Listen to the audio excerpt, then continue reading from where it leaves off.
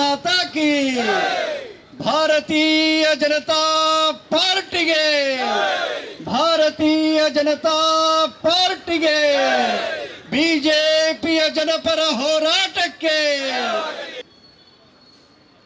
ಸರ್ವ ಸಮಾನತೆಯನ್ನ ಹೇಳುವಂತಹ ನಾವು ಒಪ್ಪಿಕೊಂಡ ಭಾರತೀಯ ಸಂವಿಧಾನದ ವಿರುದ್ಧವಾಗಿ ಕರ್ನಾಟಕ ರಾಜ್ಯ ತನ್ನ ಮುಸ್ಲಿಂ ಓಲೈಕೆಯ ಭಾಗವಾಗಿ ಅತ್ಯಂತ ನೀಚ ಮತ್ತು ಕೆಳಮಟ್ಟದ ನಿರ್ಣಯವನ್ನ ತೆಗೆದುಕೊಂಡಿರುವಂಥದ್ದು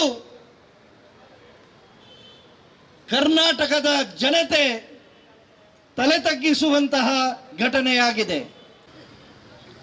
ಹೋರಾಟದ ನೇತೃತ್ವವನ್ನು ವಹಿಸಿರ್ತಕ್ಕಂಥ ಭಾರತೀಯ ಜನತಾ ಪಕ್ಷದ ಅಧ್ಯಕ್ಷರಾದ ಮಾನ್ಯ ಶ್ರೀ ಸತೀಶ್ರವರೇ, ಇದುವರೆಗೂ ತಮ್ಮನ್ನು ಉದ್ದೇಶಿಸಿ ಮಾತನಾಡಿರ್ತಕ್ಕಂಥ ವಿಧಾನ ಪರಿಷತ್ತಿನ ಸದಸ್ಯರು ಸಹೋದರಿ ಶ್ರೀಮತಿ ಭಾರತಿ ಶೆಟ್ಟಿಯವರೇ, ಈ ಹೋರಾಟದಲ್ಲಿ ಪಾಲ್ಗೊಂಡಿರ್ತಕ್ಕಂಥ ಎಲ್ಲ ಅಣ್ಣ ತಮ್ಮಂದಿರೇ, ಪಕ್ಷದ ಮುಖಂಡರೇ, ಯುವಕ ಮಿತ್ರರೇ, ಮಾಧ್ಯಮದ ಪ್ರತಿನಿಧಿಗಳೇ,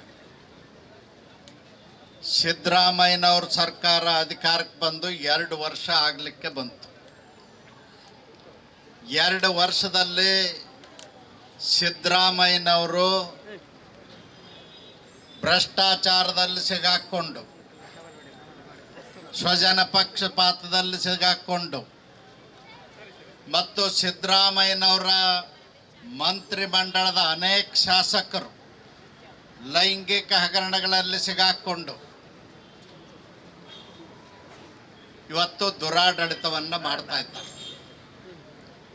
ಅವರಿಗೆ ಅಧಿಕಾರದಲ್ಲಿ ಮುಂದುವರಿಲಿಕ್ಕೆ ಯಾವುದೇ ನೈತಿಕತೆ ಇಲ್ಲ.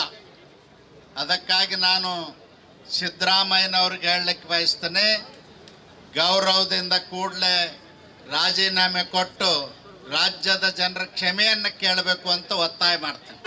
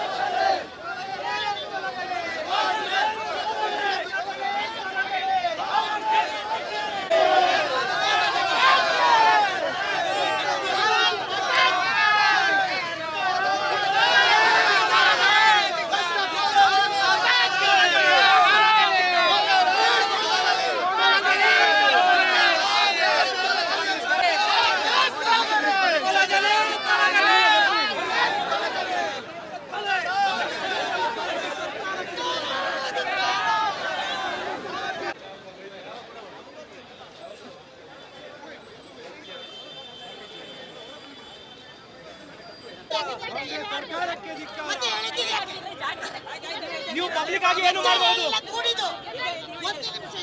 ನೀವೇ ದೂಡಿನಿಂದ ನಾವು ಬಿದ್ದಿದ್ದಷ್ಟೇ, ಬೀಳ್ತಾ ಇರಲಿಲ್ಲ.